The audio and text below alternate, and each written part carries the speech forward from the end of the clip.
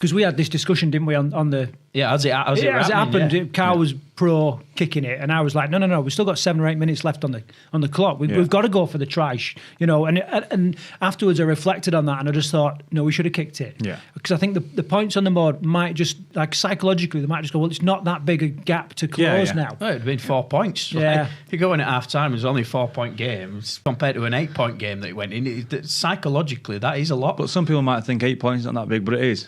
In a test match. In a test match, against Australia, who, don't concede much. I know it opened up in the second half. Yeah. But in the first half, actually, there wasn't a great deal between the two sides. No. And one try is absolutely nothing, is it, really? This is probably something that's been covered quite a lot in the press sort of since the game, but I just wonder what players you each pick out from England that you thought had a good to all right game. And then obviously we can come on to players that we think just didn't seem to turn up. So I had 3 that I thought actually played quite well. For George Williams was probably one of the standouts. Yeah. And in what regard? You could just tell he tried everything. He took the line on, didn't he? He did a captain's performance. He did a little bit. And he was one that, although we didn't offer much flair, it looked like it was going to come from George more than anybody else.